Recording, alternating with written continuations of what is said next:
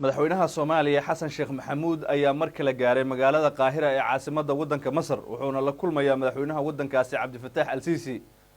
safarada arrimaha dibadda ee Soomaaliya iyo sidoo kale safarada gaarka ah ee uu bixinayo madaxweyne Xasan Sheekh Maxamuud 2024-2025 waxay noqdeen kuwa uu ku baxo dakhliga ugu badan ee dawladda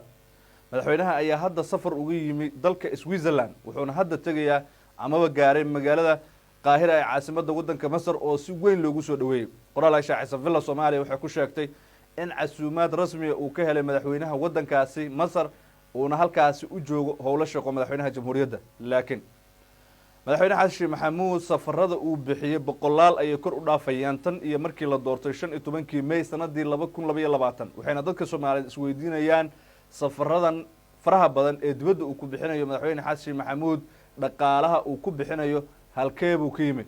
hogaamiyaha xisbiga wadajir Cabdiraxmaan Cabdishakuur Warsame ayaa horay u sheegay madaxweynaheenu in uu qaato diyaarad ingeera oo ka qaalisan madaxda ay dawladdu dawarsato sida uu hadalka u dhigay Cabdiraxmaan Cabdishakuur Warsame wuxuu kaloo sheegay in adduunka Soomaaliya uu ka yaaban yahay madaxdii dhaqaalaha ku taakuleynaysa Soomaaliya diyaarada rakaab ay raacaan halka madaxdeena ay ku dagaan diyaarada VIP oo go'aanbaag ay kireysteen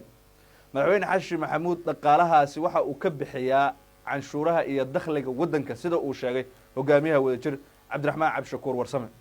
wuxuu kaloo intaasi ku daray in wax lala yaabo ay tahay safarada noocan oo kala ah ee uu madaxweynuhu bixinayo maaha markii ugu horeysay labaad ama saddexaad uu madaxweyne Xasan Sheekh Maxamuud gaaro Masar sidoo kale safarada aan xad lahayn ayuu ku bixiyay dalalka Kenya Ethiopia Masar iyo sidoo kale Eritrea oo 8 ilaa 9 jeer madaxweynuhu tagay haddaba doorkii wasaaradda arrimaha dibadda miyaa meesha ka maqan mise madaxweyne Xasan Sheekh Maxamuud safarada daran kale oo gaara ayuu ku fuliyaa warar iskhilaafsan ayaa soo baxaya dabcan laakiin madaxweynaha jamhuuriyadda safarada ugu badan ee uu bixiyo waxa ay villa Soomaaliya ku sheegtaa in ay yihiin kuwa shaqo sidii caadada ahaydna safarkan waxay ku sheegtay in uu madaxweynuhu ahaa safar shaqo uu ku gaaray magaalada Qaahira ee caasimadda waddanka Masar qoraal ka soo baxay villa Soomaaliya ayaa lagu yiri madaxweynaha jamhuuriyadda Soomaaliya Xasan Sheekh Maxamuud iyo wafdi sare uu hogaaminayo ayaa booqasho rasmi ah ku yimi magaalada Qaahira ee caasimadda dalka Masar kadib martiqaad rasmi ah uu ka helay madaxweynaha jamhuuriyadda Carabta ee Masar mudane Cabdifataax Al-Siisi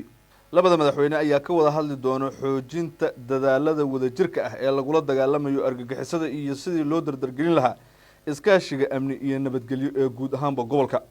sidoo kale madaxweyne Xasan Sheekh Maxamuud iyo dhigiisa Cabdifataax Al-Siisi ayaa xooga saari doona horumarinta dhaqaalaha kobcinta ganacsiga maalgashiga labada dhinac iyada oo dawladda ay mudnaan siinayso ama dawladahan ay mudnaan siinayaan kor u qaadida fursadaha isdhaafsiga ganacsiga iyo maalgashiga madaxweynaha jamhuuriyadda Xasan Sheekh Maxamuud ayaa u mahad celiyay madaxweyne Cabdifataax Al-Siisi martiqaadkiisa diiran iyo sida loo soo dhaweeyay madaxweynaha Soomaaliya waxayna villa Soomaaliya qoraalkeeda ku soo gabagabeysay safarkan wuxuu ahaa mid shaqo uu madaxweynaha jamhuuriyaddu ku bixiyay ama uu ku gaaray magaalada Qaahira ee caasimadda waddanka Masar